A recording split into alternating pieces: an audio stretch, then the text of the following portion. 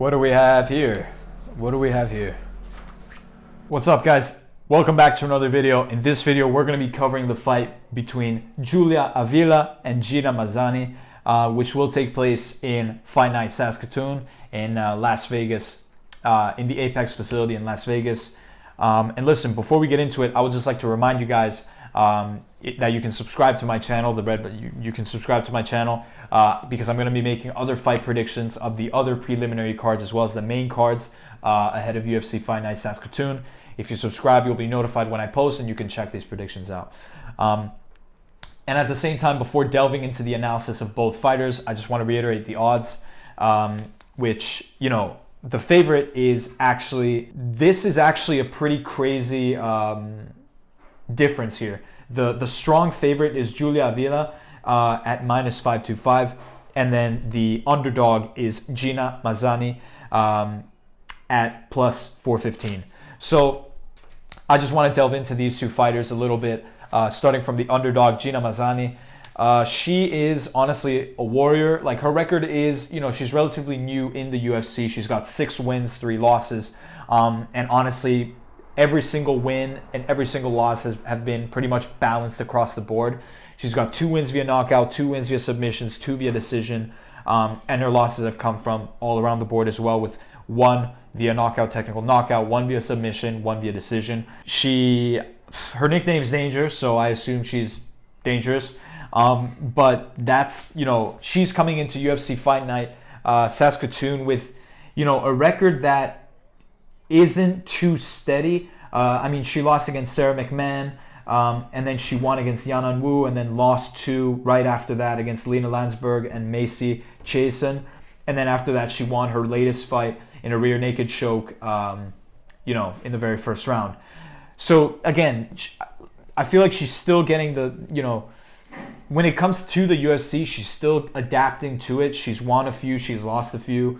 And I don't know, I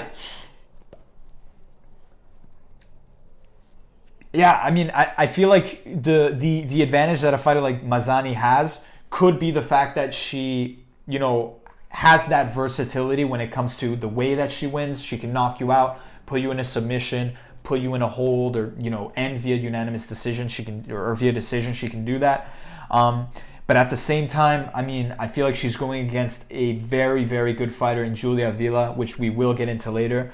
But before we do this, I want to take some time to check out some of these knockouts or anything by the fighter of Mazany. I mean, the only clip I was able to find was her fighting in this thing, Natural Born Killers, which is, I don't know what it is, but she has her in a deep hold there. Deep hold. This whole thing, it looks like the WWE. God, why am I analyzing this? Why do I analyze this? I mean, she's had only 9 fights in the UFC, so there's, like, you can't really see, like, the footage of a lot of them, because like, this is the only clip that I found. Alright, so she's squaring up there. Okay. Squares up. Oh, vicious jab. Pulls her down. Bang. Boom. Listen, I'm just gonna, I can't do this anymore. I can't.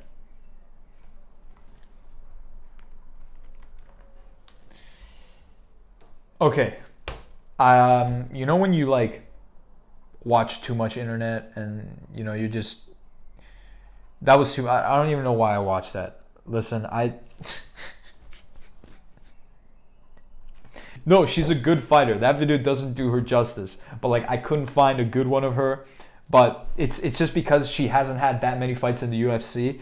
But at the same time, like, I don't know. I really don't see, like, I think there's a strong reason. It's like Amanda Nunes against Felicia Spencer recently in the UFC 250 card. It was just, the odds were, like, extremely unbalanced.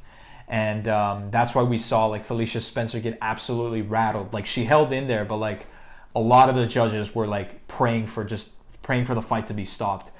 And so, listen, that's Gina Mazany. She's fighting against an absolute tank. Honestly, I think she's a different monster because she, out of her 8 fights, she currently has a record of 7-1. Her victories have come 3 via knockout, technical knockout, 1 via submission, and 3 via decision. and her only loss was a knockout. And this took place in May 2018 against Marcia Allen, where, you know, there was a technical knockout because she had a finger injury. And so, honestly, she's the hard favorite. The majority of her fights have ended in the first round via knockout. So that's what the Raging Panda does. Like, she's going to try to end it early. And if it's not the case, then it's going to end via unanimous decision, via final decision. I don't see her as the fighter that will go for that submission hold. She's only won one via submission, where she got the armbar against Candice Markle in July 2017. But, you know, honestly, I think she's going to lay her out. I think Julia Avila is going to look for that knockout victory, or technical knockout victory, like we've seen her do against Ashley Dean in August 25th, 2018, or Alexa Connors. And she's the strong favorite. Like, a fighter who only loses once is a fighter that can't be messed with. You know, she's been relatively active. You know, for the most part, there could be a factor of ring rust because her last fight was in July 2019, where she won via unanimous decision. You know, but at the same time, I feel like a fighter like Julia Avila has it in the bag. Now that we said this, I want to get into some clips. I want to get into some clips of Julia Avila. Okay, so this was her fight against Ashley Dean. Just quick exchanges here. Leg kicks being thrown. Okay, and then boom! Oh, that forehand right. That cross right there. Absolutely stunned her. Hit her extremely hard. Just boom! And then back in it she goes. Boom, boom, boom. Oh my God, laid her out. Later, she tucked her to bed. She tucked her to bed. She was like, boom, have a bit of this, and then have a good night. Just tucked her in like this, like the blanket, like that. Dude, that was a lethal knockout. Stop it! Oh my God! And she was continuing with the hammer fists even after that. That was insane. Oh my. That's insane, dude.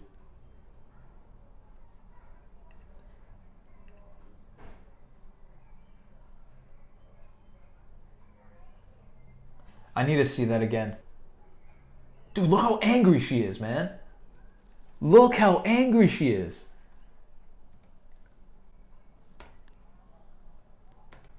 Dude, man. Honestly, I think that, okay, now it makes sense. I get why she's called the Raging Panda, because that did look like a Raging Panda. Dude, she's a monster. Listen, I've seen enough.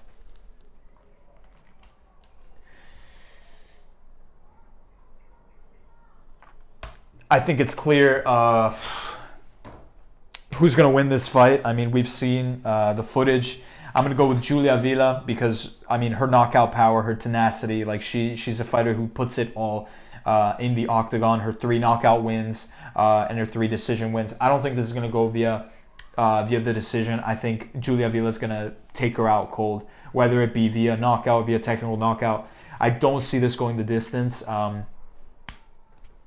I mean, I don't know. I could be wrong because, you know, again, she's going against a fighter in Gina Mazany who has a background that is just all over the place, like extremely balanced. There's no favorite hold or punching. There's no favorite way in which she wins or loses her fights.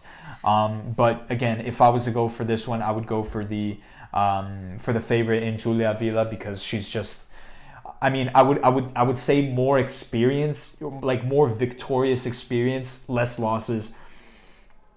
And honestly, at the same time, I just feel like she's an extremely dangerous fighter.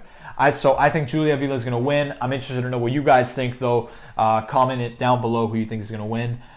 If you made it this far, subscribe to the channel because I'm also going to be making other preliminary fight predictions. We've got Maria Agapova against Hannah Cifers coming up next, which is going to be interesting to look at. And I'm also going to be covering the main card. So if you're interested in that and you do subscribe and then I do see you guys in the next one, then I'll see you guys in the next one.